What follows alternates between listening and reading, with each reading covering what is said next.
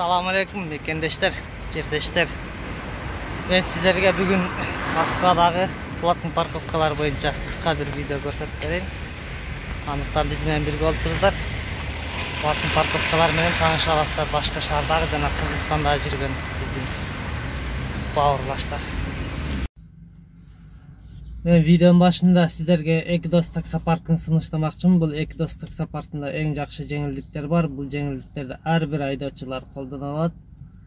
Бул май алмаштыруу жеңилдиктери, такси болобу, күрер болобу, доходку алып келеби, аз алып келеби, айына канча күн иштейт, канча күн иштебейт, ал айырмасы жок.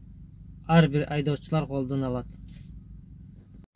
Майларды болсо 10-го 40 май куйсаңыздар биз 1200-ге фильтри менен алып беребиз. Эгерде 5-ге 40 май куйсаңыздар фильтри менен 1600-ге алып беребиз. Эгерде 5-ге 30 май куйсаңыздар анда фильтри менен 1800-ге алып беребиз. Андан сырткары Эва көбүрөктерин базар баасынан арзан өзүңүздөр каалаган светтегини биз тиктирип беребиз, заказ кылып. Бул майлар арзан экен, ызнач жакшы май эмес деп ойлоп калбаңыздар. Бул майлардын сертификаттары бар, лицензиялары бар, базарда сатылып жатат азыр учурда. Бул базарда өзүбүзгө караштуу досубуз май сатып иштеген үчүн бизге поддержка кылып атат. Силерге менден жардам болсун деп ошого бизге арзан кылып берип атат. Биздин досубузга да рахмат, ыраазычылык билдиребиз. Андыктан майлар таза, өзүңүздөр каалаган майды полкадан тандап алсаңыздар болот, баалары арзан. Таксопарктын услугасын айтып койсом, 100 рубльдиги бар суткасына, жана 2,5%-тиги бар, булар таксисттер үчүн, 2%-тиги бар, булар курьерлер үчүн.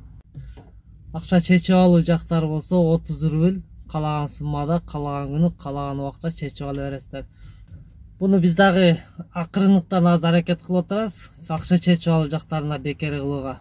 Кийинчерээк буюрса бул дагы бекер болуп калат. Экидос таксопарк сиздерди күтөт. Экрандагы номерлерге байланышыңыздар, уланыңыздар, иштеңиздер. Ар бир жеңилдиктерди колдонуңуздар. Жада сиздерге ишиңиздерге ийгилик. Бизде дагы бир айтып койчу нерсе, питовый листтерден дагы жеңилдиктерибиз бар. Мынабыз мисалы мынабыз знак платный парковка деп белгисиз. Буну баардыгы эле билет. Мен айтып отурбай эле коеюн. Мына турган машиналардын баардыгы платный парковкада турат. Мыналар. Булар парковкада турат. Бирок булардын акчасын ким алат деген ой келип аткан болушу мүмкүн. Бак Кыргызстандагыдай палка кармап алып турган бул жерде эч ким жок. Буларды терминалга өзүң төлөйсүң. Машина токтоттуңуз амар, о нерде тартып жүргөн адамы жүрөт, ана планшет менен тартып атат. Көрүндө көрүнбөй нары бурулуп басып кетти. Мына ошол адамдар планшет менен тартып кетет, андан сырткары машина менен дагы айланып тартат. Ошол тартып кеткенден кийин базага сен номериңен акча түшпөсө, анда штраф келет 5000. Мисалы мына парковканын номери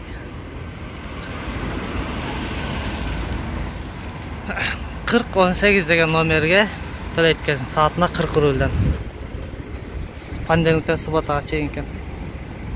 Бас кирсең бесплатный экен ошондо. Ал эми наркы бетте турган такситтер онун аркагы. Алар атайын таксиге, ал жер бекер. Ана жерде такси деп атайыңыздан корком, мына кара машинанын үстүндө көрүнөт. Төлөгөндө мына терминалдан төлөйсүң. Мына терминал номери 4018 деген нерден номери жазат, машина номери. Канча мүнөт турасың ошону жазып, карта ошондон төлөп, чек алып коет. Бул көчөдөгү терминал. Ал эми телефондо төлөсө да болот. Азыр сиздерге телефондон төлөгөндү көрсөтөм. Мен төлөгөндө мындай приложение бар. Мына парковка деген. Ушуну көчүрүп алып туруп, ушул жерге машинаны регистрация кылып коюш керек. Мына меники полный ушул жерде чыгып турат. Номер, машина номери. Ана бул парковка, мына азыр мен турган жерде ушул парковка номери. Саатына мынанча сомдон деп 40 сомдон же башка жер болсо башка сомдон ошондой эме кылып коет. Көрсөтүп коет, көрсөтүп чыгарат ошол жерден. Мына бул 12 деген мен ушул жерге акча салып коет да.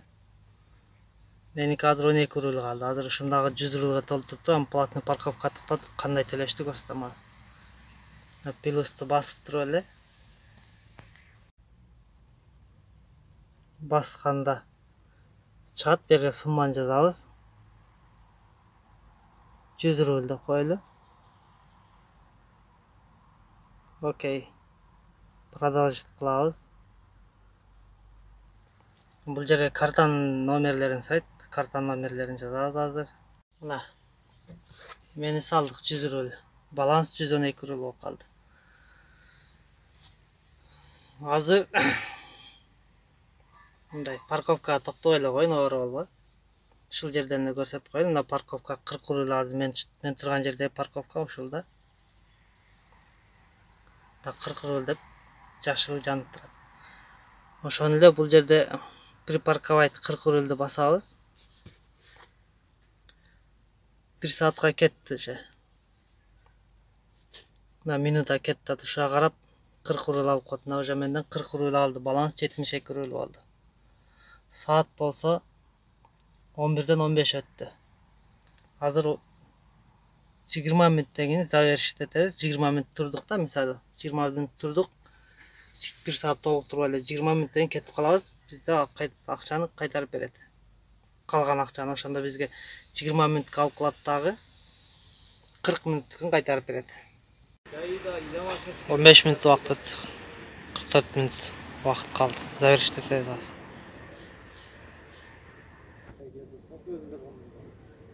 Завершить еттик.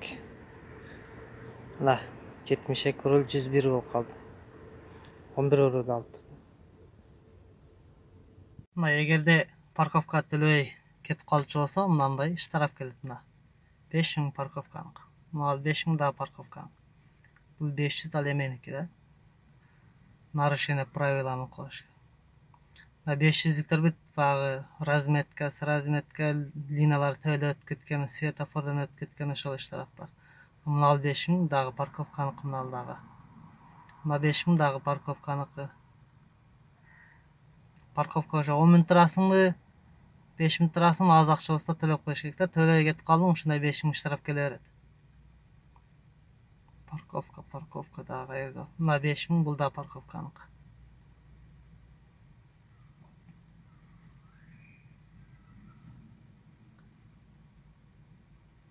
Мына 5000 дагы парковканык. Бул машиналардын баардыгы менин атымда лицензия алынган машиналар, ошон үчүн мен баардыгын өзүмө приложение көчүрүп койгом. Штрафтарын просрочный кылбай айтып төлөп турам да.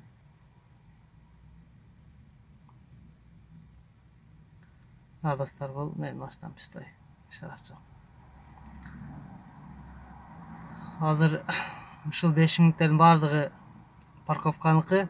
Төлөнөп турган штрафтар общий 84 штраф бар экен. Бунун ичинде 5000-диктер бар, 400-диктер, ушундай скидка менен төлөнөп тургандар. Азыр ушуну баарын эсептеп чыгып көрөбүз. Канча штраф,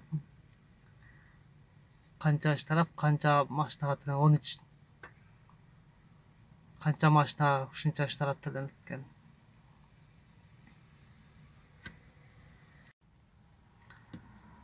Бул 15 машина эле, 15 машина 54 000 штраф бар экен. Бул 15 эле машинанык. Эми элестетиңиздер, Москвада канча дагы миңдеген машиналар бар. Bunun içinden kança mingile уже кыргыздардыкы, өзбектердики, тажиктердики, ошо келгиндердики, таксидештегендер. Бюджетке кандай акча түштү да, элестетип көрүңүздөр эми. Эсептеп бите албайсың мисалы. Азыр мисалы мынаны көрөбүз азыр. Бүгүн бая бир убакта 4 штраф алды да. Мына 0, 1, 2, 3, 4 0. 250-ликтер. Bir убакта. 4 тең скоросттан келген. Мына болсо, 40 менен жүрөт турган жерде, 20 менен жүрөт турган жерде 40 менен кетип калды. 250 алган. Андан кийин эле бунусу болсо. Бул дагы ошол эле. Бул болсо, бул дагы ошондой эле экен.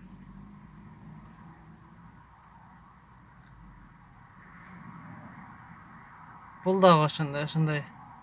Секин жүрөт турган жерден шашып эле өтүп кеткен. Уже 250ден 4 штраф келген. 4 уже 1000 рубль, если скидкасын өткөзүп төлөп турган болсоң 2000 рубль. 1000 рубль деле элестеттик эле. Ал өзү заказ алып барган 1000 рубльдүк заказ беле же 1000 рубльдүк заказ эмес беле. Ошондой Москвада кичинеле нарушение кылдың, штраф келе берет. Буну эч кимге арыздан албайсың. Айлаң жок, төлөшүңө туура келет. Ошентип Москванын бюджети кете берет. А биздикиндей болуп арызданып деген бул жерде эч кандай арызданып бара албайсың. Алган штрафыңды как положено төлөйсүң да.